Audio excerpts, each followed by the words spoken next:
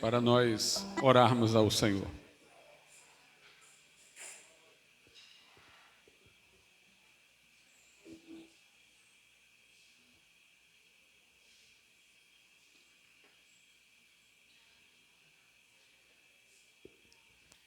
Soberano e altíssimo Deus, nosso eterno e bendito Pai, estamos aqui, Senhor, hoje em oração, na Tua presença.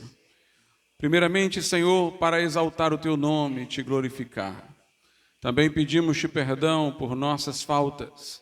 Rogamos ao Senhor que em nós desperte com maior intensidade o espírito de oração, Senhor, para que venhamos a ser intercessores, para que venhamos a clamar, Senhor, pela conversão de vidas dos nossos familiares, para que Tua igreja, Senhor, seja luz no meio das trevas. Que o Senhor nos dê um coração quebrantado e contrito, nos faça aprender o caminho de Sua vontade, nos guie através da luz da Sua palavra. Abençoa-nos, portanto, com a Tua presença nessa noite. Faz abundante a Tua graça, poderosa a Tua palavra entre nós, Senhor.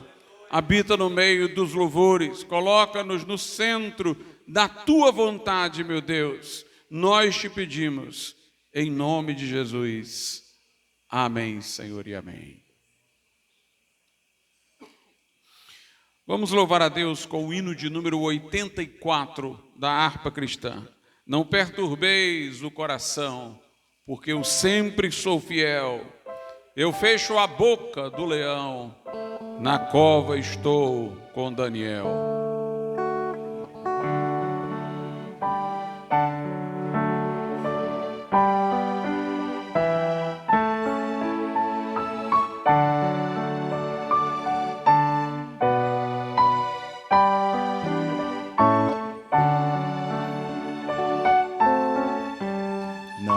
Perturbeis o coração, porque eu sempre sou fiel.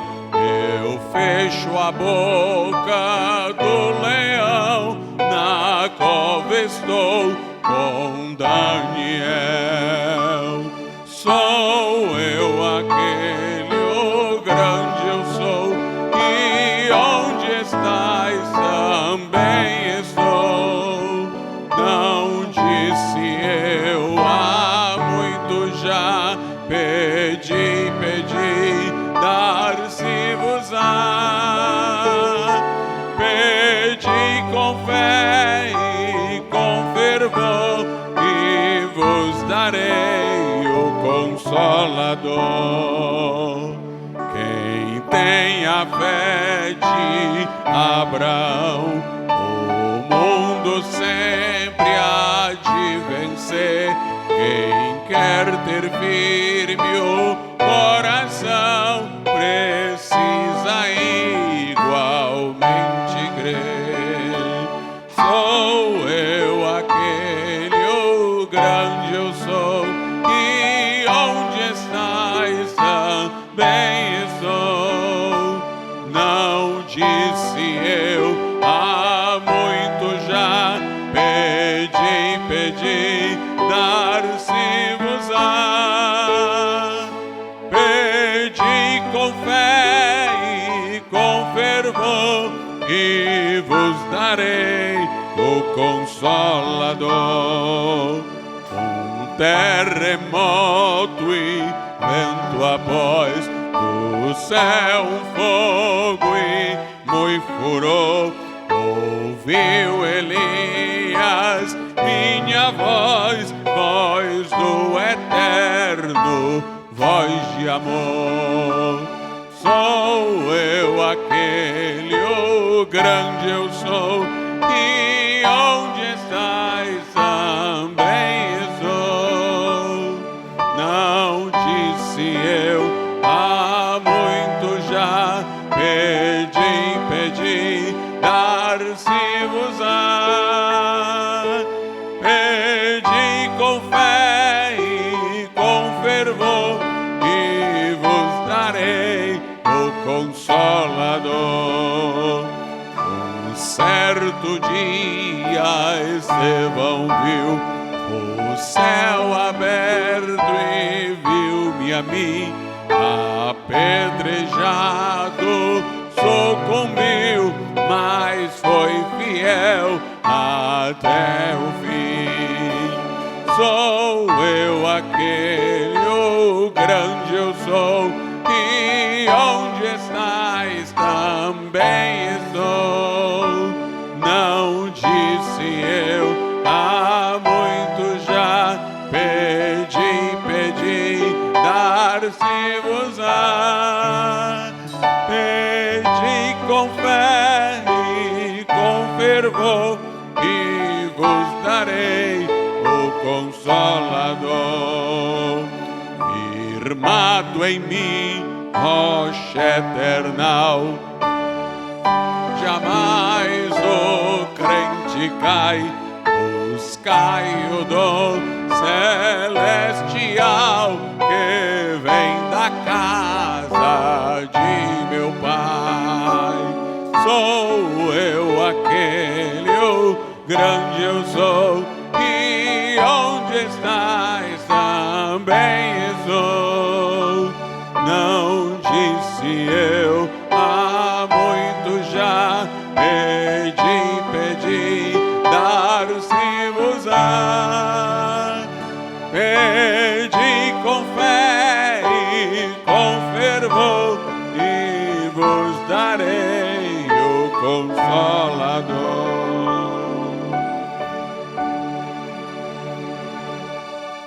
Aleluia. Hino de número 42. Saudai o nome de Jesus, arcanjos vos prostrai.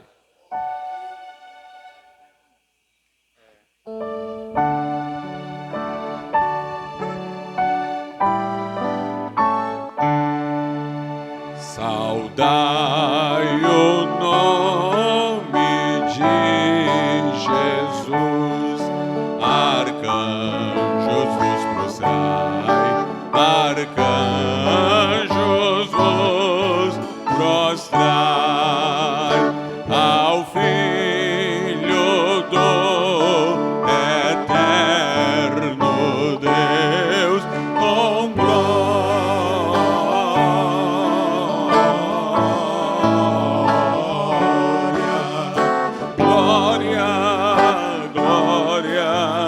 glória, com glória.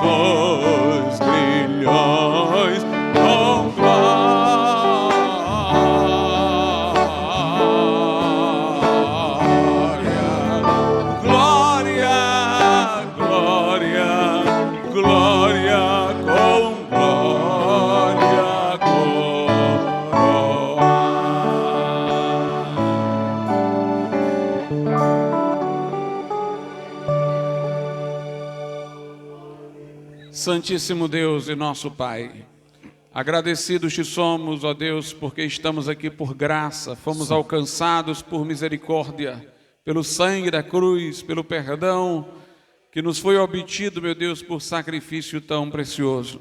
Recebe, meu Deus, a nossa adoração, nosso culto, nossa expressão de ações de graças e de reconhecimento que o Senhor é a nossa bandeira, é o nosso Salvador, é o nosso provedor, que nada temos senão aquilo que vem de tuas mãos. É o Senhor que dá a respiração e a vida, é o Senhor que dá vestes e mantimento, e que nós, ó Pai, possamos reconhecer isso na entrega, na consagração de dízimos e ofertas na tua casa, e que o Senhor também nos dê no coração, meu Pai, o amor, para que vejamos a necessidade do nosso próximo e o acolhamos. Nós te suplicamos, em nome de Jesus. Amém. Podeis assentar, irmãos.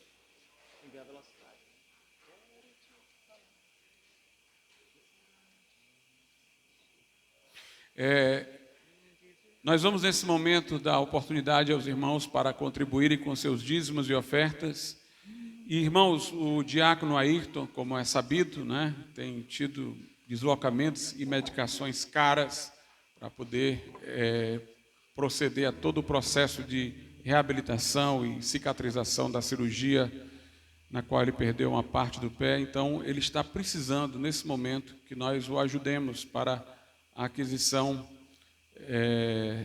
dos remédios. Como eu disse, tantas vezes ele pediu por outros, né? Agora é a nossa vez e o nosso privilégio de ajudá-lo. Então, lembrem-se, à esquerda, o gasofilácio recebe ofertas destinadas aos necessitados, e aí nós poderemos com ela atendê-lo, né? E aqui à minha direita, dízimos e ofertas para a congregação.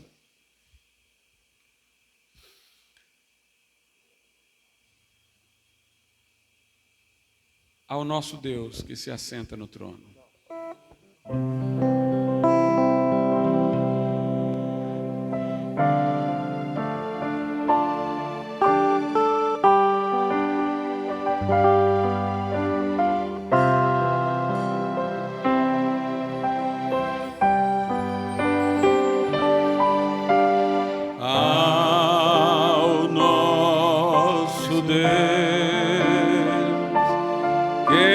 Assenta no trono e ao Cordeiro pertence a salvação. Ao nosso Deus, ao nosso Deus que se assenta no trono e ao Cordeiro pertence a salvação.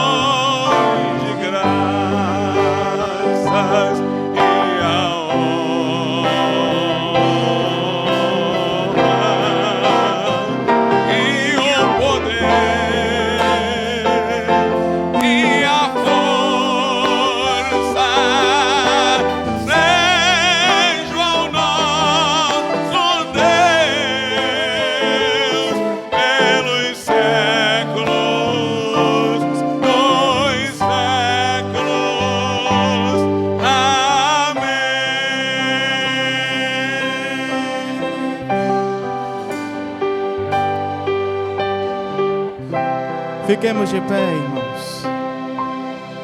Glória, toda glória e honra ao nosso Rei, ao nosso Deus. Aleluia. Esse que tem nos dado vida, nos dado orientação, nos dado segurança, é a Ele que louvamos.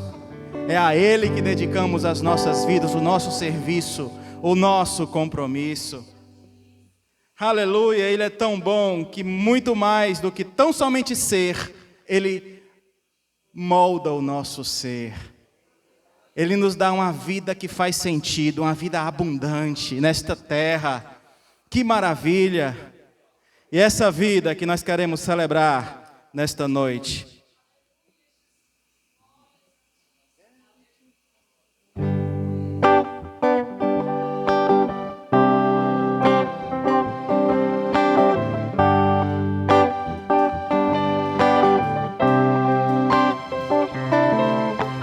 Quero te falar sinceramente, ó irmão, presta atenção.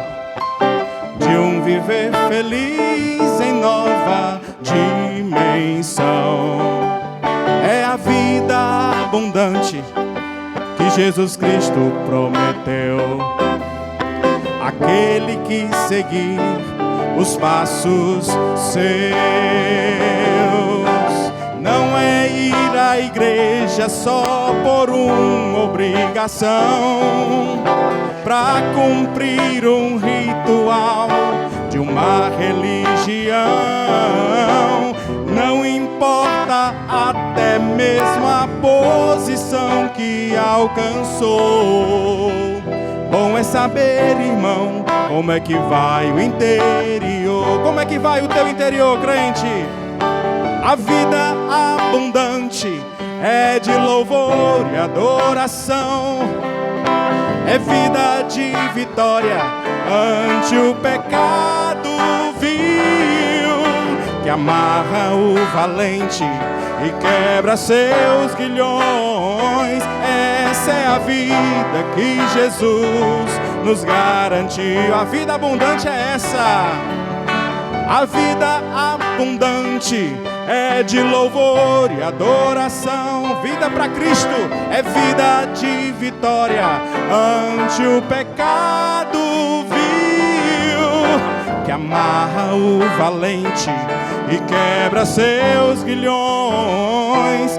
Esta é a vida que Jesus nos garantiu. Quanta gente vive tão distante do Senhor, trocando o real pela aparência exterior. Vive o legalismo, usa a capa de cristão, mas o seu viver é sem razão. Não quero dizer que a aparência nada é, pois templo do Espírito Santo seu corpo deve ser. Mas o meu apelo é que não haja inversão. É do interior que vem a transformação. Mas o meu apelo é esse. Mas o meu apelo é que não haja inversão. É do interior. Quem crê em mim, do interior fluirão rios de água viva. Isso é vida abundante. A vida abundante é de louvor e adoração. É vida de vitória ante o pecado vil, que amarra o valente e quebra seus grilhões. Essa é a vida que Jesus nos garantiu. Essa vida vale a pena, aleluia. A vida abundante é de louvor e adoração.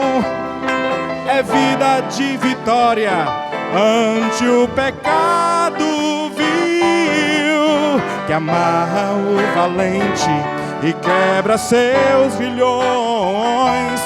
Essa é a vida que Jesus nos garantiu. Essa é a vida que Jesus nos garantiu. Essa é a vida que Jesus nos garante vida em Jesus.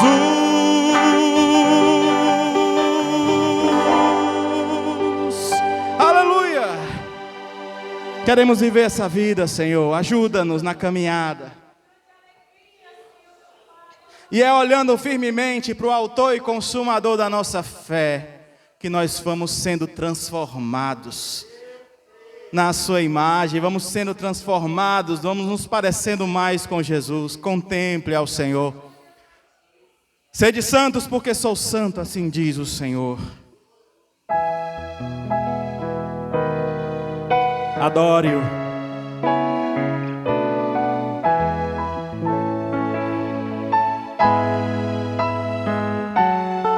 Contemple ao Senhor. Te contemplo, ó Pai, na beleza da tua santidade. Te adoro com amor, em espírito e em verdade, por aquilo que tu és. Eu me prostro aos teus pés, ministrando a ti a minha adoração. Ele está neste lugar, ministrando a ti a minha adoração. Ele é santo, santo, santo, santo és tu, Senhor.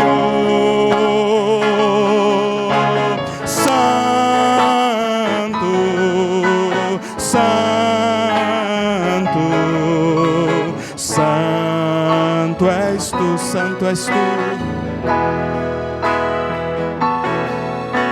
Tu és minha alegria e a minha força para viver.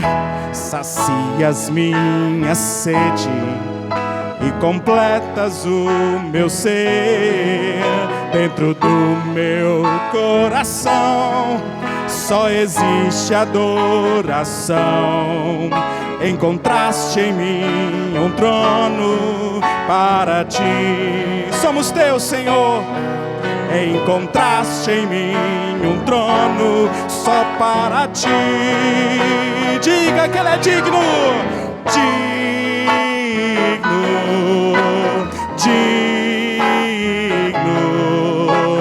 digno és tu, Senhor.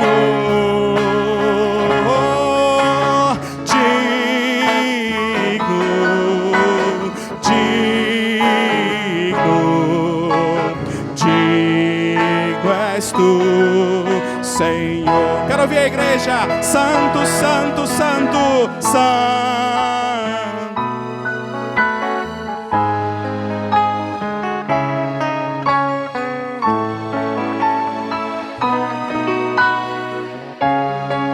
Tu és santo, Senhor.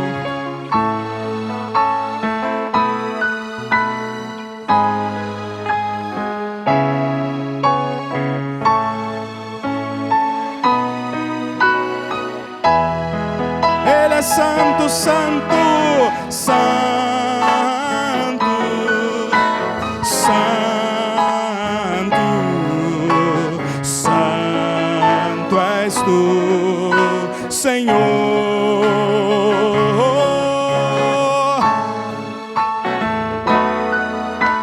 Santo, santo és tu, Senhor. Tu és santo. Oh Senhor, ajuda-nos a viver a tua realidade.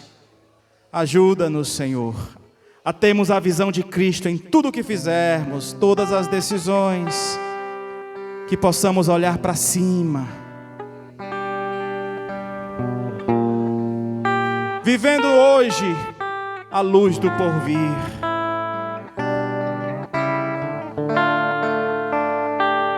Em saber que há um lugar preparado para todo aquele que o ama. Jesus nos dá esta certeza. Como é bom.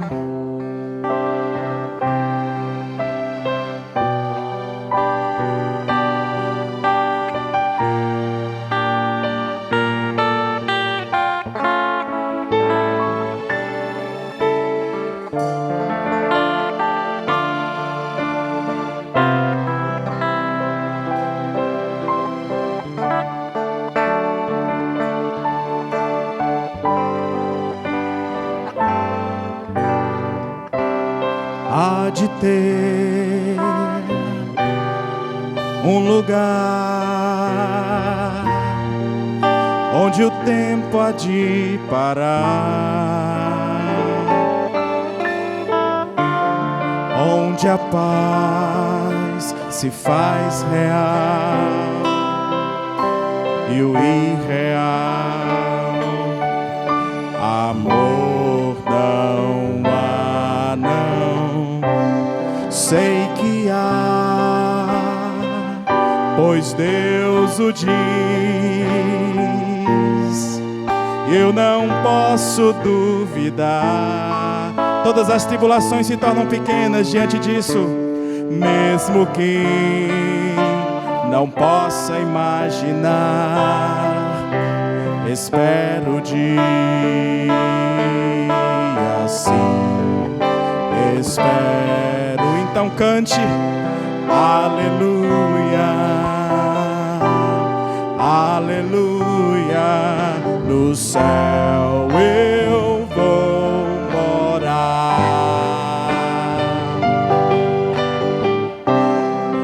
aleluia, aleluia, pois Cristo vem me buscar.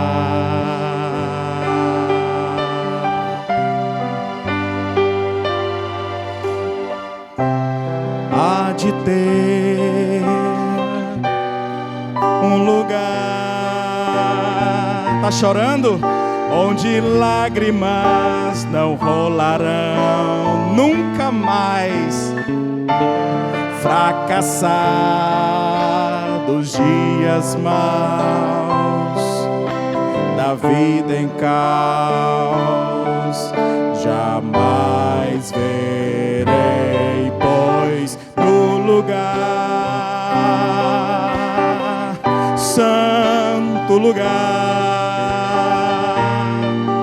onde o inimigo ausente estará, graças a Deus, face a face a Cristo verei, aleluia, e muitos verão. Eu não posso deixar de cantar por esta verdade gloriosa, aleluia, aleluia, aleluia, no céu eu vou morar. O maior consolo que temos, aleluia, aleluia,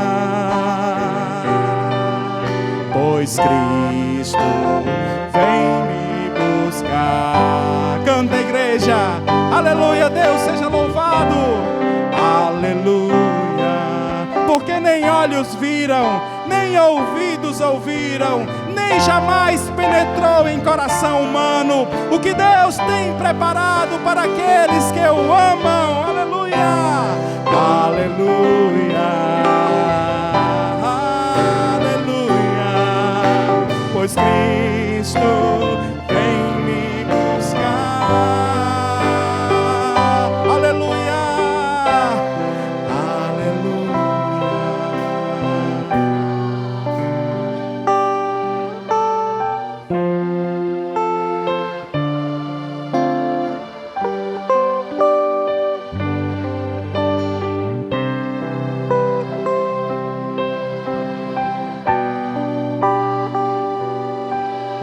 Pois Cristo vem me buscar.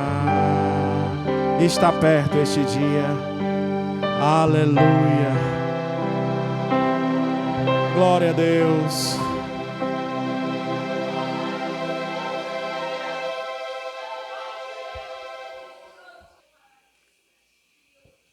Oremos a Deus nesse momento.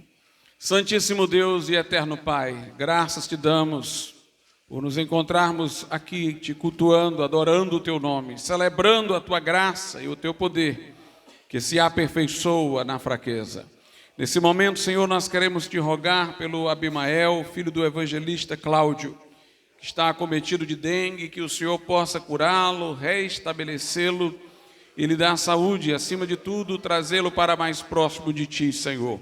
Ser com o teu servo, irmão Cláudio, com a sua família, abençoa, dá graça e fala hoje aqui conosco, manifestando, Senhor, o teu poder que santifica, manifestando, Senhor, a ação poderosa do teu Espírito para a glória de Cristo.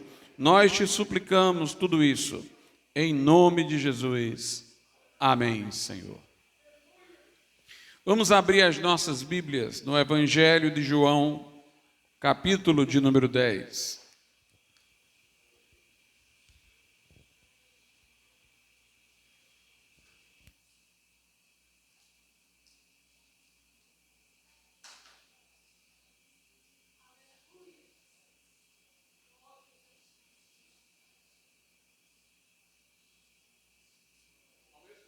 Ao mesmo tempo, irmãos, em que há um prazer de pregar o Evangelho, há uma grande responsabilidade que vem não só como um peso opressor, não nesse sentido, mas que vem como uma santa reverência. Eu tenho momentos em cultos que eu fico desejando que o louvor se prolongue, para não chegar a esse momento em que eu assumo a responsabilidade. Eu lembro-me de George Whitefield. Uma vez eu peguei um sermão dele em inglês e enviei para minha irmã para ela traduzir. E ela ficou espantada, porque ele contava como ele saiu de casa até aquele lugar a céu aberto para pregar para aquela multidão.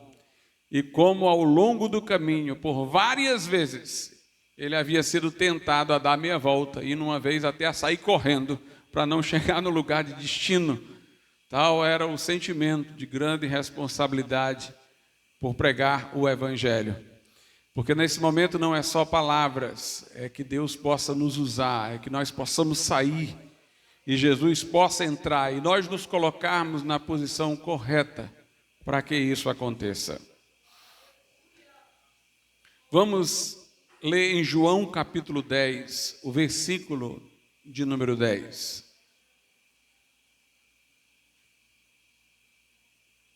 Diz assim a palavra de Deus: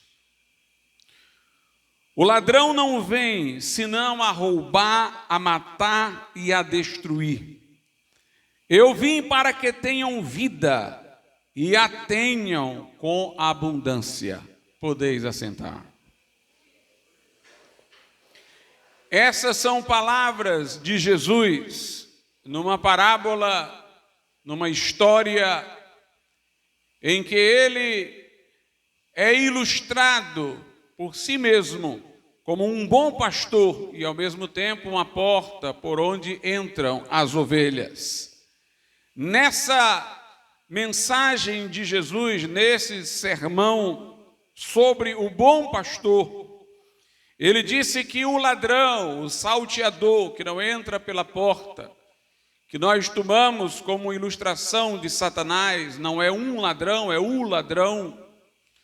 Ele vem para matar, roubar e destruir. Mas Jesus contrasta a si próprio com ele, dizendo: eu vim para que tenham vida e a tenham em abundância. Então aqui Jesus mostra o propósito para o qual veio. Ele mostra o que pré-existiu à sua vinda. A prevalência do salteador, a prevalência do ladrão, matando, destruindo, pilhando. Mas a razão de sua vinda é reverter este quadro. Ele disse: eu vim para que tenham vida e a tenham com abundância. São duas afirmações. Eu vim para que tenham vida e para que essa vida recebida possa ser abundante.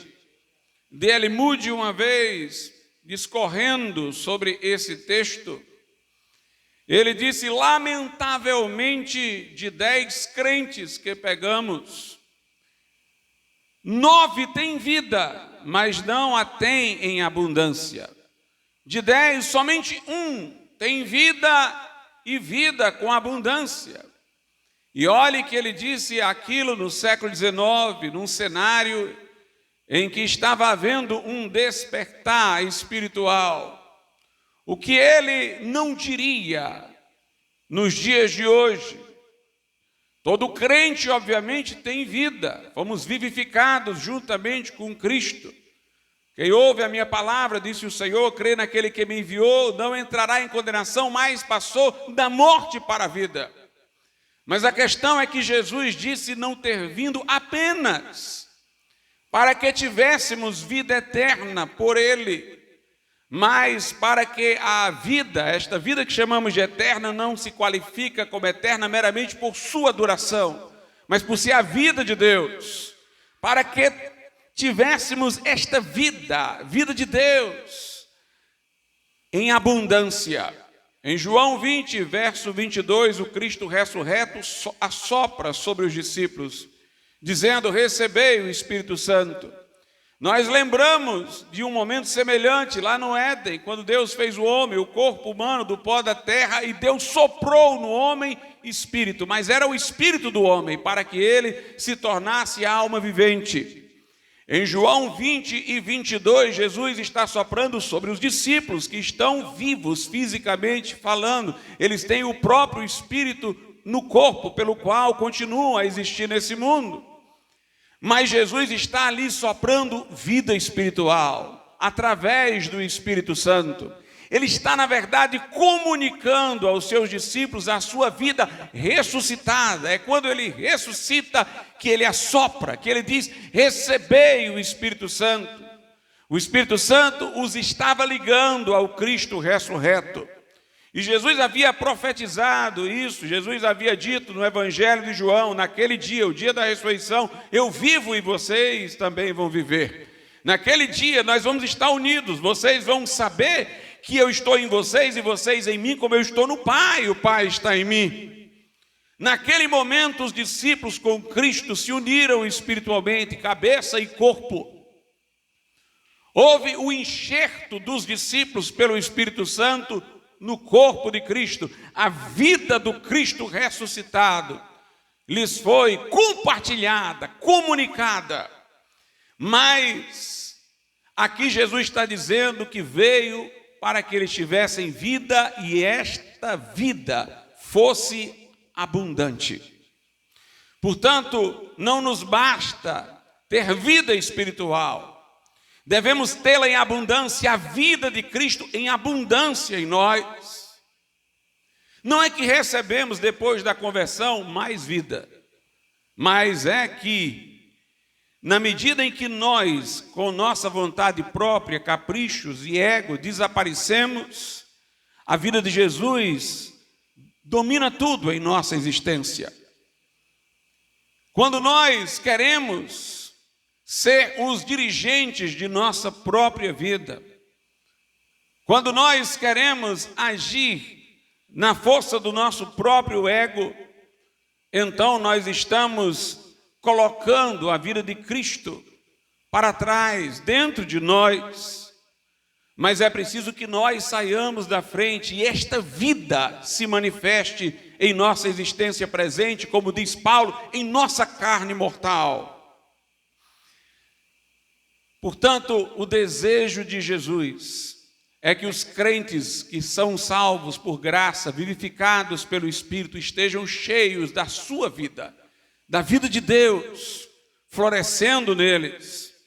Essa vida abundante não é como o diz a teologia da prosperidade, consistente na abundância de bens materiais, de poder aquisitivo, de posição terrena.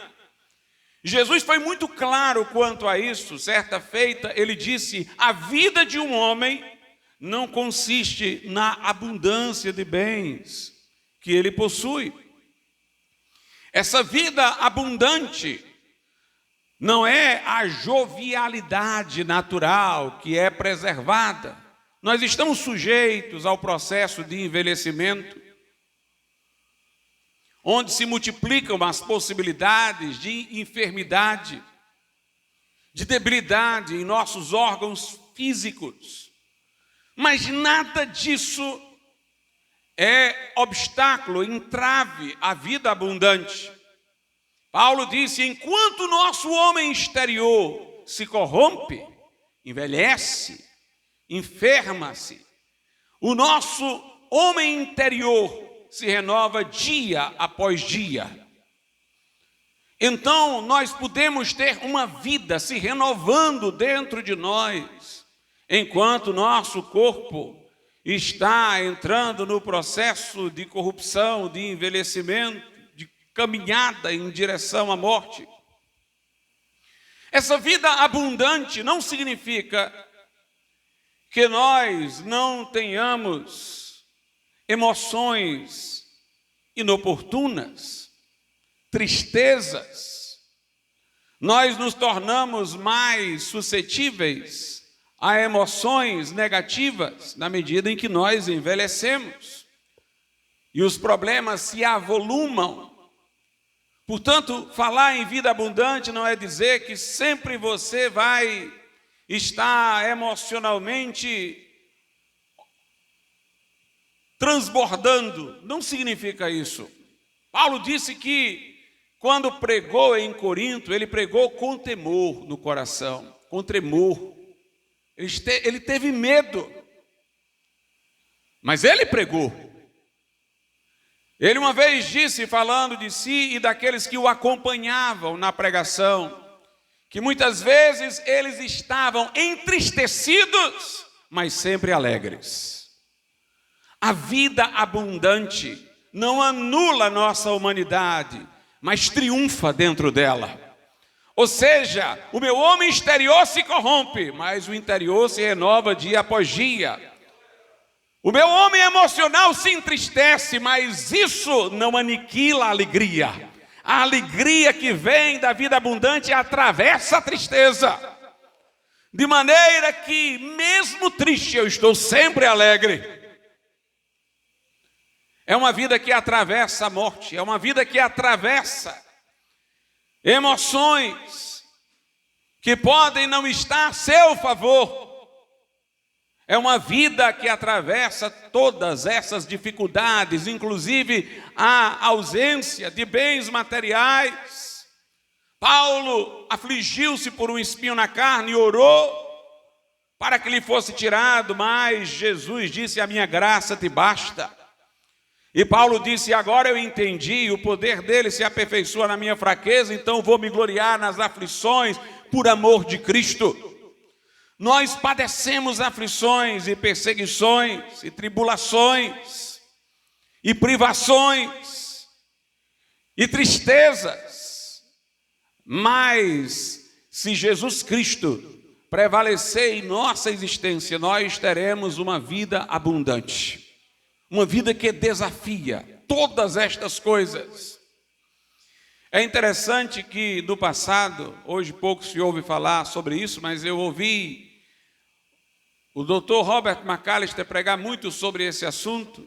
Há um livro de Enéas Tonini sobre isso, muito antigo, Egito, deserto e Canaã, onde eles falavam o seguinte: que a tradição cristã evangélica associa a saída do povo de Israel do Egito à saída do mundo, que é uma verdade, a ideia de conversão. Saiu do jugo de Faraó, o povo, do jugo de Satanás, tomando como um tipo, saiu da escravidão do Egito, do domínio opressor do diabo, mas retrata-se depois disso a vida cristã apenas como uma caminhada no deserto. E muitos dos nossos hinos falam de atravessar o Jordão e chegar na terra prometida como sendo chegar no céu. Mas estes homens de Deus que mencionei observavam que quando o povo de Israel entrou na terra prometida, ainda teve que lutar lá. Eles não entraram e pronto, foi as 1000 maravilhas. Eles entraram para se apropriar da terra que mana leite e mel, de toda aquela fartura, mas lutando. Talvez aquela terra prometida, se eles tivessem feito o que Deus disse, destruído todos os inimigos, e depois ela tivesse total paz, ela estaria habilitada nessa condição para representar o céu. Mas entrando ali, já usufruindo da terra, porém tendo que lutar contra os inimigos, ela serve de ilustração mais para uma vida abundante. Deus não nos quer tirar só do Egito e da escravidão, para nós vivermos limitadamente no deserto. Ele quer que nós entremos na terra prometida. Ele quer que entremos na terra que emana leite e mel. Ele quer nos dar vida abundante. Mas a vida abundante é com luta, não é sem luta. Sem luta no céu, mas aqui é com luta.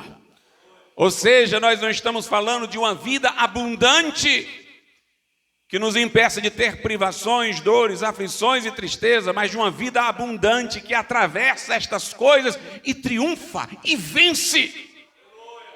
Eu vim para que tenham vida, disse o Senhor, e tenham com abundância. Essa vida abundante vem do interior, está expressa em João 7, que nós vamos depois ler bem calmamente, onde Jesus diz sobre os que vêm a Ele e creem nele, que do seu interior fluirão, sairão rios de água viva. É uma vida que flui de dentro, é uma vida interior que está dentro de nós. Aliás, a vida já está em todo crente, mas que ela dentro de nós seja abundante, que ela possa encher todo o nosso ser, dominar toda a nossa existência. O apóstolo Paulo fala sobre esta vida abundante com outras palavras. Em Efésios 3, onde ele diz a razão pela qual orava pelos crentes. Era para que eles tivessem esta vida vitoriosa, abundante. Efésios 3, a partir do 14. Por causa disto, me ponho de joelhos perante o Pai de nosso Senhor Jesus Cristo, do qual toda a família nos céus e na terra toma o nome, para que, segundo as riquezas da sua glória, vos conceda que sejais fortalecidos com poder, pelo seu Espírito, no homem interior, para que Cristo habite pela fé nos vossos corações, a fim de, estando enraizados e fundados em amor, poderdes perfeitamente compreender com todos os santos qual seja a largura, e o comprimento, e a altura, e a profundidade, e conhecer o amor de Cristo, que excede todo o entendimento, para que sejais cheios de toda a plenitude de Deus. Ora, aquele que é poderoso para fazer tudo, muito mais abundantemente, além daquilo que pedimos ou pensamos, segundo o poder que em nós opera, a esse glória na igreja, por Jesus Cristo, em todas as gerações, para todo sempre. Amém. Nessa oração, tudo se combina. Paulo aqui está falando do poder de Deus que recebemos no batismo do Espírito Santo, está falando de vida abundante, está falando de um crente no qual a vida abundante há poder do céu. Ele diz que ora para que Deus, segundo as riquezas da sua glória, conceda que os irmãos sejam fortalecidos com poder no homem interior renascido. É uma ideia de ser capacitado com poder. Mas aí ele diz para que Cristo habite pela fé nos vossos corações. Ou seja, que Jesus esteja na sede das decisões de vocês, no coração. Que Ele se sinta em casa na vida de vocês. Que Ele seja o tomador de decisões na vida de vocês, a fim de que, estando enraizados e fundados em amor, note a ligação da fé com o amor, para ter uma vida abundante. Quando Jesus disse Quem tem sede, vem a mim e beba. Quem crê em mim, como diz a Escritura, do seu interior fluirão rios de água viva. Esses rios de água viva são o amor de Deus infuso dentro de nós. Porque quando nós falamos de amor no sentido bíblico, não é um sentimento, é a natureza de Deus. Deus é amor. O amor é o fruto do Espírito. Seguir o amor é a vida santa e buscar com zelo os dons espirituais, ou seja, as capacitações. O amor é o vínculo da perfeição. Quem ama, cumpre a lei. O amor é a vida de Deus, é a natureza de Deus. Então, quando Jesus disse, quem crê em mim do seu interior fluirão rios de água viva, é o amor de Deus que é derramado em nosso coração pelo Espírito Santo, que flui como um rio de dentro de nós. Por isso que em Gálatas fala, em Cristo Jesus não vale a circuncisão nem a incircuncisão, mas a fé que opera pelo amor. Mais uma vez a ligação da fé com o amor. Quando cremos em Jesus, o amor de Deus é infuso, é colocado dentro de nós, mas é colocado para se manifestar, para ser fruto na nossa vida. Nós devemos seguir o amor, ou seja, ser guiados pela vida de Deus, por esta natureza de Deus. E aqui diz que Cristo habita pela fé nos vossos corações, para que, estando enraizados e fundados em amor, puderdes perfeitamente compreender com todos os santos. Não há como eu ter uma vida profunda com Deus, abundante, vitoriosa, sem estar em comunhão com a igreja. Um dos grandes erros dos pais do deserto, dos eremitas, dos monges solitários, foi uma busca por um aprofundamento espiritual à parte da vida comunitária da igreja. Nós devemos compreender com todos os santos, qual seja a largura, o comprimento, a altura, a profundidade, conhecer o amor de Cristo que excede todo entendimento, portanto já não é mais um conhecimento guiado pela palavra. Até um certo momento eu vou pela palavra, mas se depois o conhecimento prossegue excedendo o entendimento, então ele já é uma elevação pelo Espírito Santo, é um conhecimento místico. A palavra nos leva até uma certa altura pelo entendimento, e o Espírito, com base naquilo que com a palavra nós chegamos, nos eleva para ter uma apreensão do amor de Deus deslumbrante, do amor de Cristo extasiante, para além de palavras. Quando nós, como diz Pedro, podemos ter alegria indizível que não pode ser expressa em palavras e cheia de glória. Poderdes perfeitamente compreender com todos os santos qual seja a largura, o comprimento, a altura, a profundidade, conhecer o amor de Cristo que excede todo o entendimento, para que sejais cheios de toda a plenitude de Deus. Quando nós estamos cheios de toda a plenitude de Deus, então nós temos de maneira efetiva, prática e abundante a graça de nosso Senhor Jesus Cristo, o amor do Pai e a comunhão do Espírito Santo. Na bênção apostólica nós temos a ideia do que seja a plenitude de Deus. E quando nós estamos assim, irradiados pela plenitude de Deus, nós estamos na condição para o poder de Deus agir. Às vezes as pessoas buscam o batismo no Espírito Santo, recebem, mas não veem o resultado que esperavam. Porque, meus irmãos, ainda que eu fale a língua dos homens e dos anjos, se eu não tiver amor, que é a raiz da santidade, o vínculo da perfeição, eu sou como um metal que soa e o símbolo que tine. Ainda que eu tenha o dom de profetizar, conheça toda a ciência, se eu não tiver amor, eu nada sou. Poder sem uma vida santa não cumpre o seu papel. Por isso que os pentecostais primitivos ordenavam as coisas hierarquicamente, ensinavam os cristãos a primeiro buscar a vida abundante e depois buscarem o batismo no Espírito Santo. O movimento pentecostal veio do movimento de santidade, onde se buscava essa vida abundante. Ele veio para adicionar, após a vida abundante, a experiência pentecostal. Smith Wigglesworth conta no seu testemunho, na sua autobiografia, que sua procura primeiro foi por santidade e vida abundante. E depois ele conheceu o movimento pentecostal e adicionou a preocupação de ser batizado no Espírito Santo. É quando o poder de Deus age numa vida santa que nós vemos os frutos. A Bíblia diz em Timóteo: se alguém se purificar dessas coisas, será vaso útil para Deus, preparado para toda boa obra.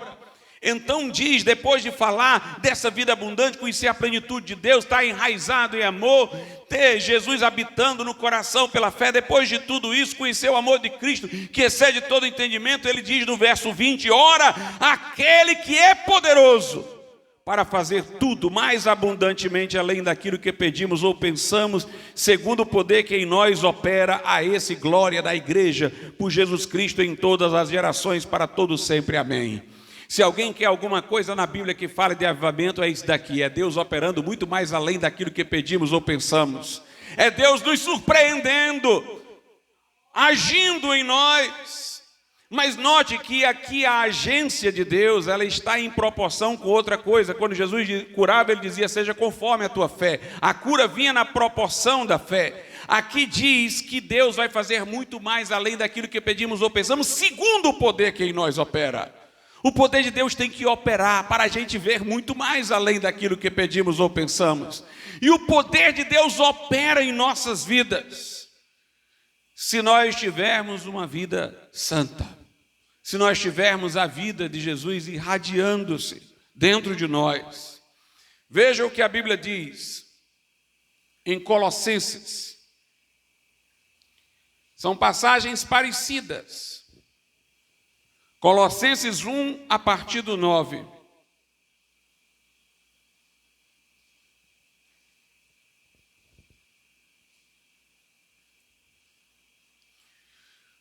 Por esta razão, nós também, desde o dia em que o ouvimos, não cessamos de orar por vós e de pedir que sejais cheios do conhecimento da sua vontade, em toda a sabedoria e inteligência espiritual. Note, uma sabedoria e uma inteligência espiritual que nos permite ir além do entendimento natural, compreender a altura, a largura e a profundidade, o amor que excede todo entendimento. E a mesma coisa Paulo está dizendo agora aos Colossenses, que ora para que eles venham, a mesma coisa pela qual ele orava para vir aos Efésios.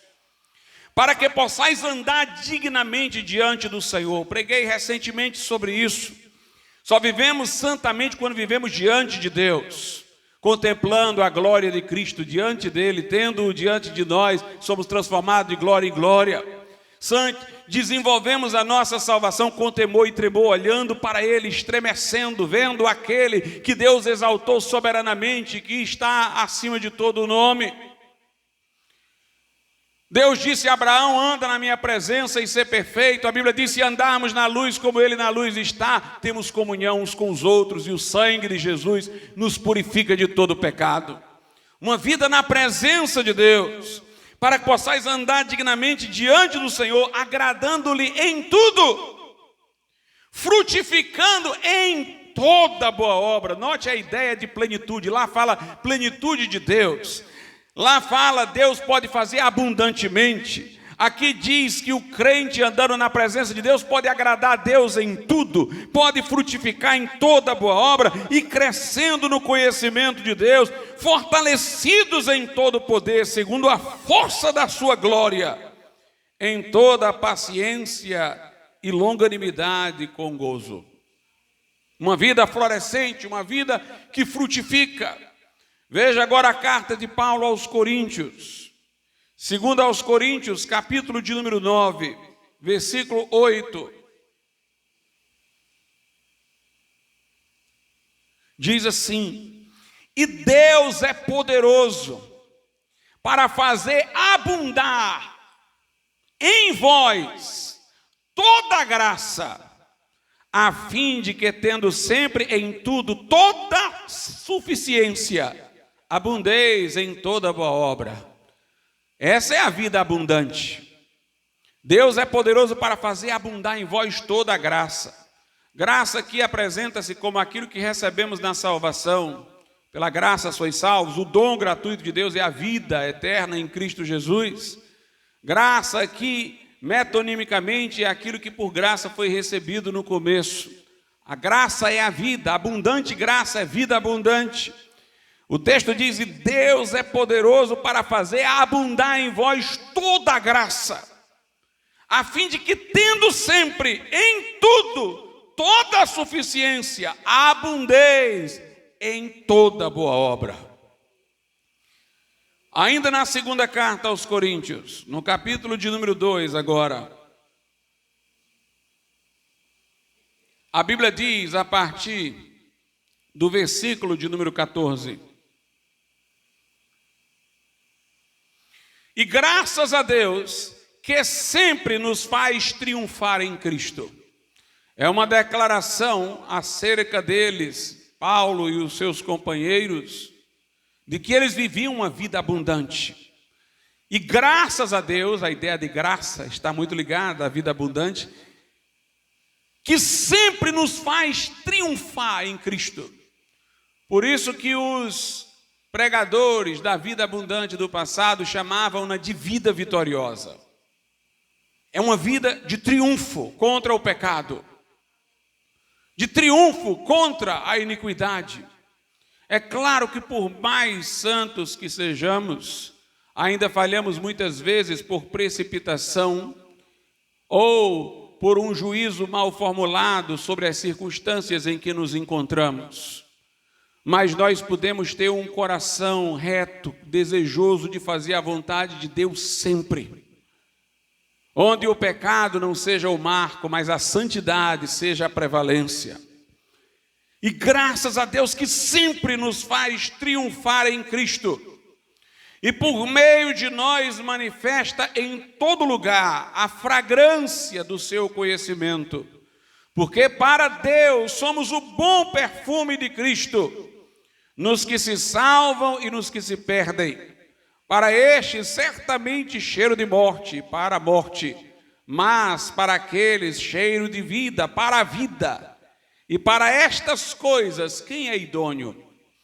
Alguém diz: pastor, aqui ele está falando de capacitação, porque ele pergunta quem é idôneo. A resposta para essa pergunta está no capítulo 3, versículo 6, o qual nos fez também capazes de ser ministros de um novo testamento.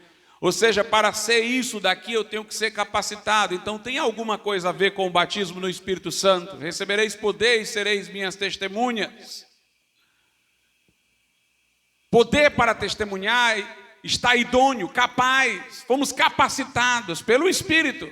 Mas ao mesmo tempo aqui tem a ver com a vida abundante, irmãos. Quando ele diz que sempre Deus nos faz triunfar em Cristo contra o pecado, contra as trevas, é a vida abundante. E ele acrescenta: e de nós faz exalar o bom aroma de Cristo. Isso já é uma coisa relacionada com o poder para testemunhar. Mas note, esse bom perfume é uma coisa interessante. Não é a pregação, embora acompanhe a pregação. Porque ele diz que é alguma coisa que é exalada de nós, que sai espontaneamente, não é como a pregação que é deliberada. Também não é o testemunho, as obras. É uma influência que sai de nós. Eu lembro-me de ter, uma vez, ouvido alguém citar o texto de Isaías, em que o profeta, no anelo, diz assim: ah, Senhor, se tu descesse, como um fogo que faz ferver a água. Fogo e água. Sempre que a Bíblia quer falar de vida, da comunicação da vida de Deus, ela fala de água. Nascer da água e do Espírito, lavado com a lavagem da água pela palavra. Regeneração, santificação, sempre é água que está na história. Mas quando a Bíblia quer falar de poder, é fogo. Sereis batizados no Espírito Santo e em fogo. Não apagueis o Espírito. Quando o fogo capacitador, o poder pentecostal, chega numa vida em que flui rios de água viva, irmãos, é como o fogo que faz ferver a água. E quando o fogo ferve a água, o que é que sai? Um vapor. Esse vapor é o perfume de Cristo. É quando uma vida abundante se toca no poder de Deus e sai alguma coisa de nós que influencia aquele que está do outro lado. Isso aqui, irmãos, é algo importantíssimo.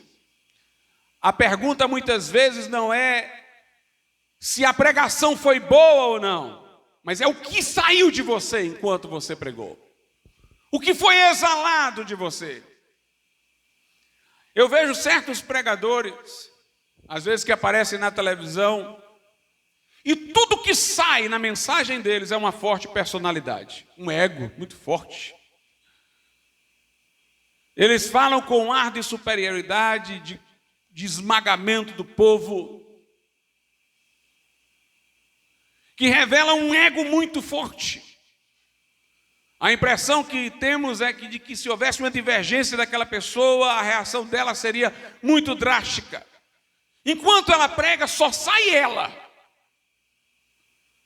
Mas é preciso que enquanto nós estivermos pregando, falando de Jesus, que uma influência santa saia de nós.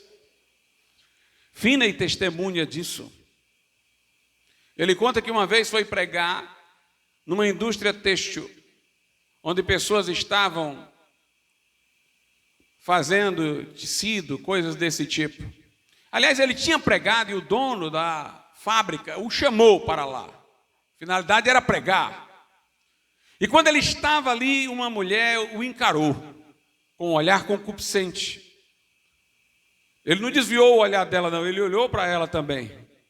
Mas o olhar dele vinha cheio da presença de Deus. Era a santidade confrontada com a concupiscência. E a mulher começou a se tremer, ficar nervosa, quebrou a linha, caiu de joelhos, começou a clamar por misericórdia de Deus. E de repente todos se ajuntaram para ouvir aquele pregador e muitos se converteram naquele dia. Robert Murray McCain morreu jovem, mas trouxe um grande avivamento à Escócia. Um verdadeiro Estevão de vida breve, mas com muito poder. Conta-se que ele, antes de pregar, ia a um quarto e derramava sua alma diante de Deus, na própria capela, no próprio lugar onde ele iria pregar. E quando ele saía para chegar até o púlpito e pregar, só olhando para ele, para a fisionomia dele, antes que ele dissesse uma palavra, toda a congregação já estava em lágrimas, porque alguma coisa saía dele, alguma coisa brotava dele.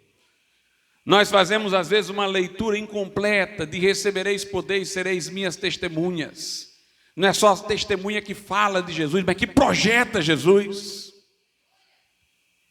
que traz a presença de Jesus para diante do ouvinte. Quando nós temos poder e temos uma vida abundante.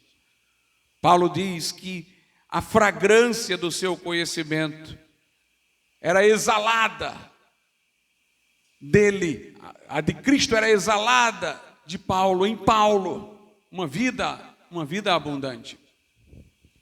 Nós percebemos, irmãos, que a igreja primitiva tinha poder e tinha vida abundante. Veja o que a Bíblia diz no livro de Atos dos Apóstolos.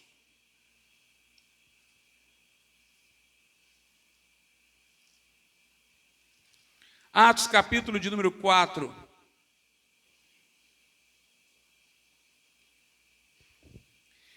Versículo 33. E os apóstolos davam com grande poder testemunho da ressurreição do Senhor Jesus. Aqui eram os milagres, as operações. Mas note o que diz em seguida. E em todos eles havia abundante graça. Aqueles cristãos viveram um avivamento naqueles dias, porque não havia só poder, havia uma vida abundante, havia abundante graça. Estevão é um exemplo de homem de vida abundante.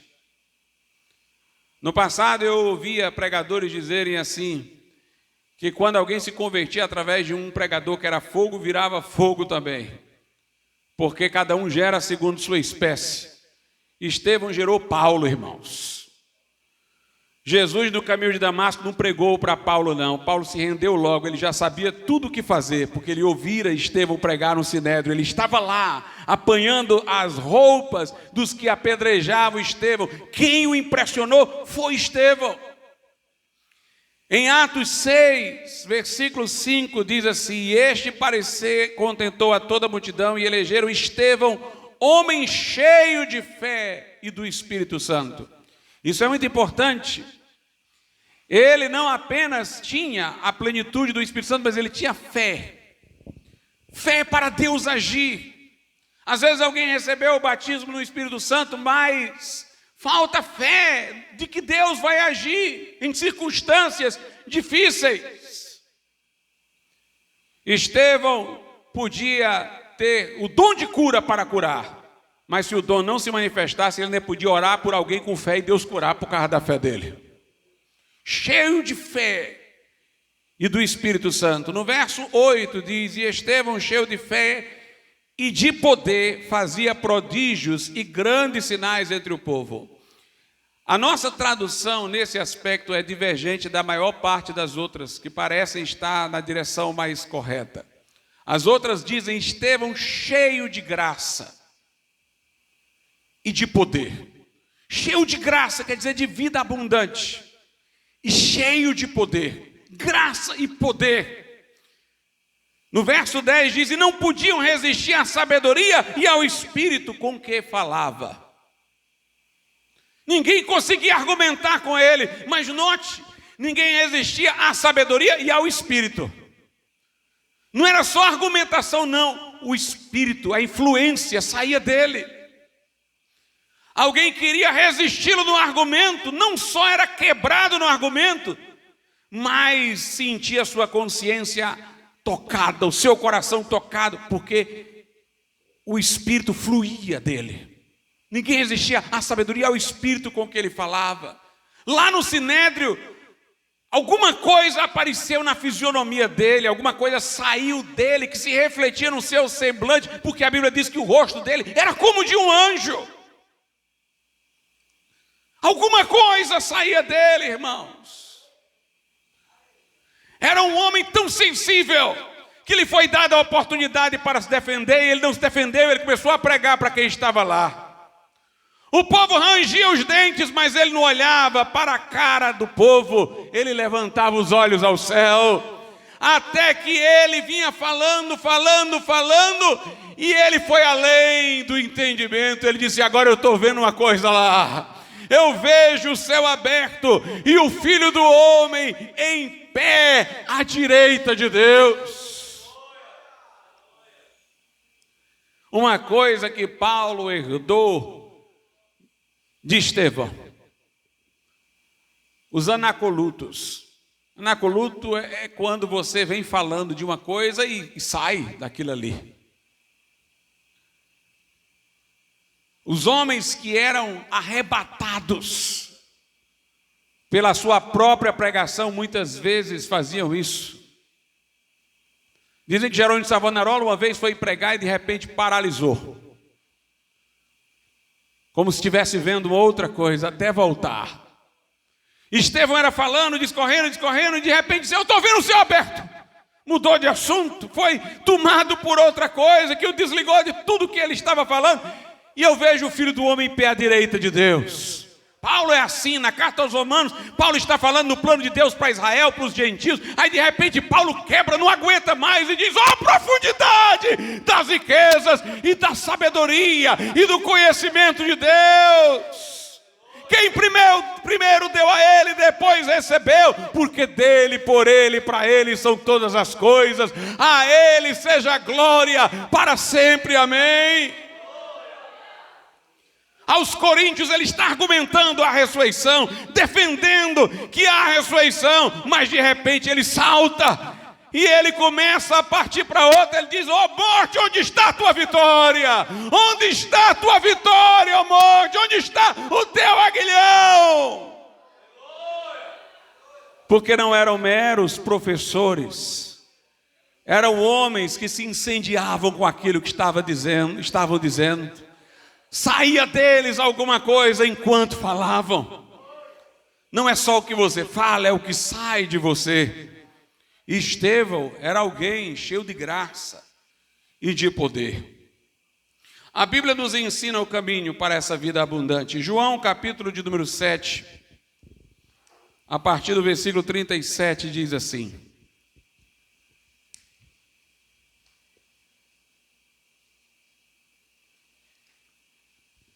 E no último dia, o grande dia da festa, Jesus pôs-se em pé e clamou, dizendo: se alguém tem sede, venha a mim e beba.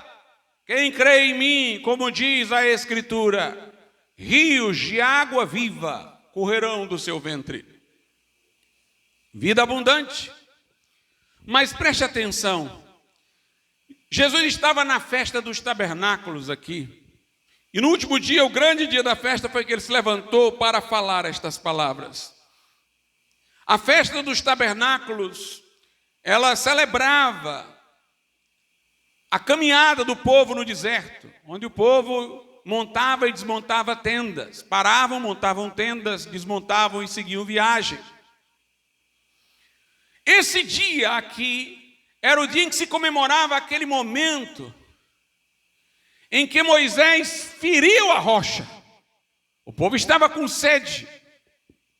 E Moisés feriu a rocha, e de dentro da rocha saiu água para o povo beber.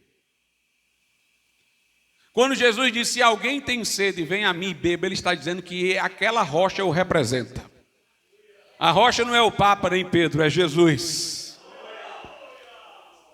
Mas esta água que brota de Cristo só brotaria dele se ele fosse ferido.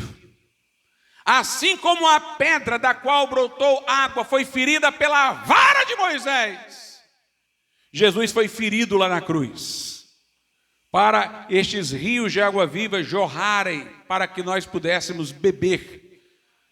Tanto que, ilustrativamente, quando o soldado feriu Jesus com a lança para saber se ele estava morto, saiu sangue e água. O sangue que nos purifica de pecado, simbolicamente, no ato físico real que aconteceu, o sangue vinha como ilustração do que temos por ele, a purificação dos pecados, e a água, a vida abundante. Então Jesus está dizendo, referindo-se ao momento posterior, porque a Bíblia diz no verso 39, isto disse ele do Espírito que haviam de receber os que nele crescem, porque o Espírito Santo não fora dado, por ainda Jesus não ter sido glorificado. Ele está falando, portanto, de algo futuro, que estaria disponível no futuro, a partir da sua morte na cruz. Então ele está dizendo que seria ferido, como aquela pedra foi, mas a água brotaria. Se alguém tem sede, venha a mim e beba. Mas quando ele diz isso, ele inverte a ilustração imediatamente. Porque quem crê em mim, como diz a Escritura, do seu interior fluirão rios de água viva. Agora a pedra já não é Cristo, somos nós. Agora é de nós que está brotando água. Exatamente porque nós somos o corpo de Cristo, estamos em união com Cristo. Assim como ele, ferido dele, brotaria esta água, quando eu creio nele, passa a brotar de mim também. Mas se ele precisou ser ferido lá na cruz, para sair água, eu também tenho que ser ferido pela cruz. Por isso que a vida abundante só vem pelo quebrantamento. É quando nós estamos, como diz o apóstolo Paulo, morrendo todo dia. É quando estamos nos despojando do velho homem. É quando estamos nos considerando mortos ao pecado e vivos para Deus, nos identificando com a cruz de Cristo, que essa vida flui. Assim que eu creio, o rio já sai. Mas o que é que aconteceria com um rio que flui por natureza, mas é represado? Ele para de fluir. E é quando nós começamos a nos apegar à nossa vontade própria, que nós vamos criando represas para esse rio. O destino natural do rio seria fluir. A vida que nos foi dada, não impedida, naturalmente tornar-se-ia abundante. Somos nós que vamos criando as represas, as cascas duras. Somos nós que vamos nos enjaulando na nossa vontade própria, parando de dizer não o que eu quero, mas o que o Senhor quer. E quando nós começamos a ficar escravos dos nossos caprichos, vaidosos, soberbos, autoconfiantes, orgulhosos, nós vamos impedindo o rio de fluir. A fé, irmãos, é uma identificação com Cristo. O amor de Deus nos constrange, e eu concluo assim: se um morreu por todos, logo todos morreram, para que os que agora vivem não vivam mais para si, mas para aquele que por eles morreu e ressuscitou. Eu tenho que me deixar constranger pelo amor de Cristo e reconhecer-me morto na cruz de Cristo. Fomos plantados com Ele na semelhança da sua morte, temos que ser plantados na semelhança da sua ressurreição. Entenda, não somos nós que vamos matar o nosso ego, nós não somos budistas. O budista é que fala para matar o eu. 2 erros do budismo: é que você mata o eu e não fica nada no lugar. É suicida o budismo. Nós não matamos o eu, ele já foi morto há 2000 anos atrás. Nós temos é que deixá-lo no lugar dele, lá na cruz. E quando ele quiser sair do lugar, a gente tem que dizer: fica aí! E não para ficar vazios, mas para que a vida ressurreta de Jesus domine a nossa existência. Para que Ele seja o Senhor dos nossos passos, para que Ele flua em nós a toda hora. Ernesto Tonini dizia: nós temos dentro de nós uma cruz e um trono. Aí ele dizia: cuidado, para que você não coloque Jesus na cruz e o seu eu no trono. O seu eu é que tem que estar na cruz, e Jesus é que tem que estar no trono. Em Gálatas 2:20 nós temos isso claramente. Paulo diz: minha vontade própria, já estou crucificado com Cristo. Está decidido isso. E agora, não sou eu quem vive mais, é Cristo que vive em mim. E essa vida, a vida de Cristo, que eu agora vivo na carne, eu vivo pela fé no Filho de Deus, que me amou e a si mesmo se entregou por mim. Eu vivo pela fé de que Jesus morreu naquela cruz por mim e levou o meu eu para ficar lá. Nessa dependência de Cristo, nessa aceitação do que a cruz fez, eu vivo a vida de Jesus. Nós não produzimos vida abundante, nós podemos impedi-la. A vida que Jesus lhe colocou no coração, como eu disse, ela não vai aumentar em quantidade, ela vai aumentar em expressão dentro de você. Não é você que a faz abundante, é você que pode impedir de ela ser abundante. Ela por natureza flui, um rio por natureza flui. Ninguém faz um rio correr, você pode represar um rio. Você pode ser obstáculo, mas você não pode ser a causa. Saia da frente e deixe Jesus agir. Como diz João Batista, importa que ele cresça e que eu diminua. Você é o atrapalhador, saia da frente, deixe o rio correr. E deixe o rio correr na sua vida. Ande na presença do Senhor, esteja em comunhão com Ele, deixe Ele tomar sua existência e tomar o controle da sua vida e viver em você. É preciso que a cruz nos toque, é preciso que a cruz nos fira, irmãos. Não há vida abundante sem o quebrantamento. Foi quando aquela mulher quebrou o cântaro com um perfume caríssimo que o cheiro do perfume encheu toda a casa. Tem que quebrar. O coração quebrantado, o espírito quebrantado é um sacrifício agradável a Deus. Como foi que Jesus multiplicou os pães? Tem gente que pensa erradamente, pensa que Jesus colocou aqui um pão e disse: apareçam 10, aí apareceu. Não, não foi assim não. O milagre foi percebido pelo resultado, mas não pelo processo. Jesus disse assim aos discípulos: dá-lhes vós mesmo de comer, vão lá, distribuam. E eles começaram a partir o pão e dar, e não acabava. Ou seja, o pão se multiplicava quando era partido. Quer vida fluindo de você, tem que partir, tem que quebrar. É quebrando que aumenta, é quebrando que aumenta. Se nós vivermos constantemente quebrantados no altar de Deus, a vida vai estar fluindo toda hora. Tem que quebrar o vaso, tem que partir o pão. Quando Gideão foi enfrentar os inimigos, Deus disse: vai com uma tocha e coloca um cântaro acima da tocha. Se eles fossem diretamente com a tocha, o inimigo veria logo, mas eles foram com o cântaro. Aí Deus disse: mas na hora, quebra o cântaro, levanta a tocha e parte para cima. Meu irmão, Deus colocou algo em você aí dentro. O cântaro está impedindo, tem que quebrar o cântaro para ter a vitória. Tem que quebrar o cântaro.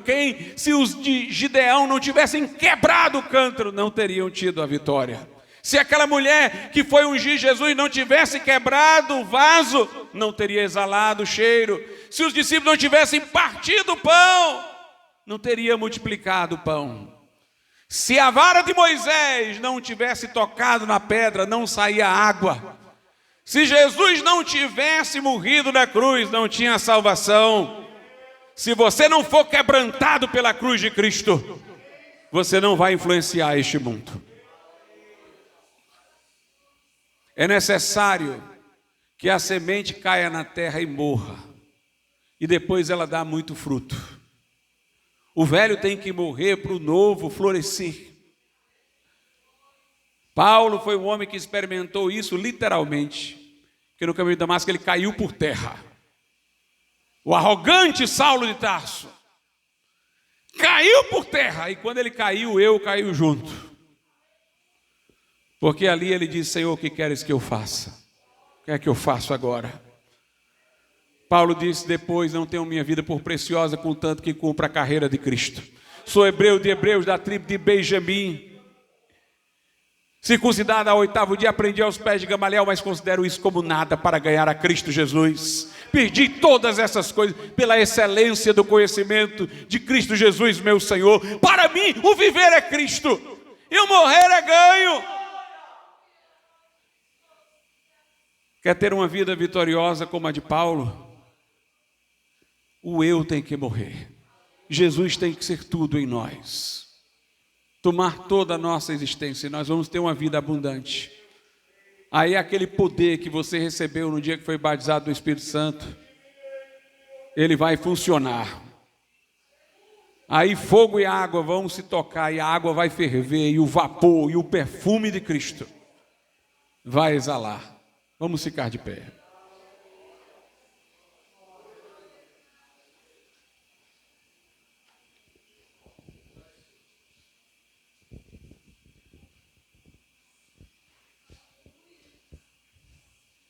Coloque sua vida diante de Deus enquanto nós oramos. Fale com o Senhor agora. Ele veio para que você tivesse vida e vida com abundância. Uma vida que vence a morte, que vence a tristeza, que vence a dor. Aleluia. Soberano e altíssimo Deus, nosso Pai. Olha para cada um que está aqui, Senhor. Que o Teu Santo Espírito, meu Deus, fale de modo particular com cada crente, cada irmão, cada irmã. E manifeste a Tua graça, a Tua benevolência, o Teu favor, Senhor, o Teu plano. Para que tenhamos uma vida florescente, uma vida abundante, a vida de Cristo, dominando nossos pensamentos, nossas emoções, nossa vontade, irradiando-se por todo o nosso ser, Senhor. Dá-nos esta plenitude, meu Deus, para a qual fomos chamados, Senhor. Que o Teu povo experiencie isso na vivência prática, meu Pai, e seja cheio de Jesus. Nós te suplicamos isso em nome de Jesus, ó Pai. E se houver alguém aqui que ainda não é crente, que está desviado, que o Senhor possa trazer esta pessoa a Cristo, para que lhe sejam perdoados os pecados, para que lhe seja dada uma nova vida pelo poder do Evangelho. Traz a contrição que leva ao arrependimento, a fé que se agarra às Tuas promessas e invoca Jesus. Nós te pedimos, ó Pai, em nome do Senhor Jesus. Eu pergunto nessa